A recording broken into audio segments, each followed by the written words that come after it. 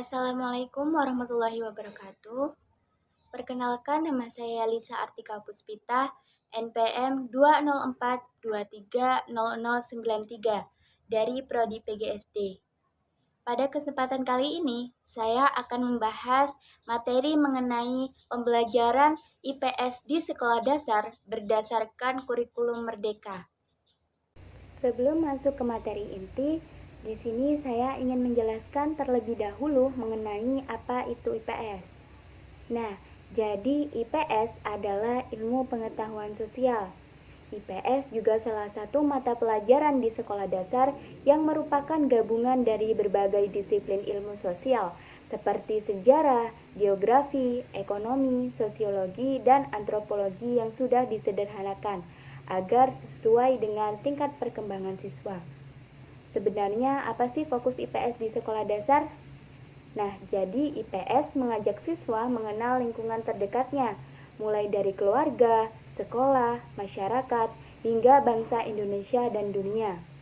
Selain itu, IPS juga berperan dalam memberikan bekal pengetahuan, sikap, dan keterampilan sosial agar anak mampu hidup bermasyarakat, berbangsa, dan bernegara dengan baik. Selanjutnya, tujuan IPS di sekolah dasar berdasarkan kurikulum Merdeka. Yang pertama yaitu membentuk profil pelajar Pancasila. IPS berkontribusi dalam menanamkan nilai beriman dan bertakwa, mandiri, gotong royong, bernalar kritis, kreatif, serta berkebinekaan global. Kemudian yang kedua yaitu dapat melatih keterampilan berpikir kritis. Di sini, anak diajak menganalisis fenomena sosial, misalnya mengapa masyarakat memiliki pekerjaan yang berbeda-beda atau bagaimana budaya dapat mempengaruhi kehidupan sehari-hari.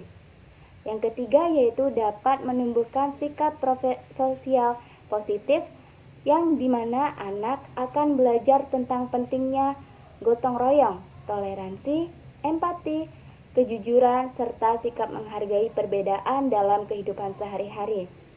Kemudian yang terakhir yaitu membekali keterampilan hidup. IPS membantu siswa memahami cara bersosialisasi, bekerja sama, dan mengambil keputusan dalam kehidupan nyata. Selain itu, IPS juga memiliki beberapa karakteristik, yaitu yang pertama berbasis proyek dan masalah kontekstual, yang kedua terintegrasi dengan mata pelajaran lain, yang ketiga berpusat pada siswa, yang keempat fleksibel sesuai kebutuhan daerah, dan yang terakhir kontekstual dengan kehidupan nyata. Selanjutnya, ruang lingkup materi IPS di sekolah dasar.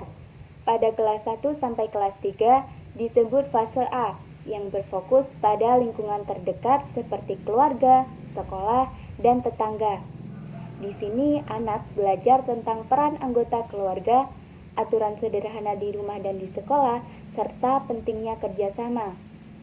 Pada kelas 4 disebut dengan fase B. Dalam hal ini, peserta didik dapat memperluas wawasan kemasyarakatan sekitar, ekonomi sederhana, dan budaya lokal. Selanjutnya pada kelas 5 yaitu fase C, peserta didik mengenal sejarah perjuangan bangsa, kegiatan ekonomi lebih kompleks, dan bentuk integrasi sosial di masyarakat. Dan pada kelas 6 fase C, peserta didik berfokus pada globalisasi kemerdekaan Indonesia, persatuan bangsa, dan peran Indonesia dalam dunia internasional. Terdapat beberapa strategi pembelajaran IPS, yaitu diskusi dan kerja kelompok, observasi langsung, studi kasus sederhana, pembelajaran berbasis proyek, dan integrasi teknologi serta media interaktif. Perlu teman-teman ketahui, dalam pembelajaran IPS terdapat 3 teknik penilaian.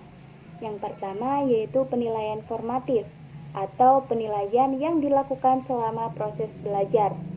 Kemudian yang kedua yaitu penilaian sumatif, yaitu penilaian yang dilakukan pada akhir pembelajaran. Dan yang terakhir yaitu penilaian autentik, yaitu penilaian berbasis pengalaman nyata. Baiklah, di sini saya akan memberikan contoh proyek IPS di sekolah dasar yang dapat diterapkan. Ada membuat peta budaya daerah, membuat majalah dinding sejarah lokal, melakukan wawancara dengan tokoh masyarakat, atau membuat poster hemat energi dan lingkungan. Nah, mungkin itu saja materi yang dapat saya sampaikan. Semoga bermanfaat. Saya akhiri. Wassalamualaikum warahmatullahi wabarakatuh.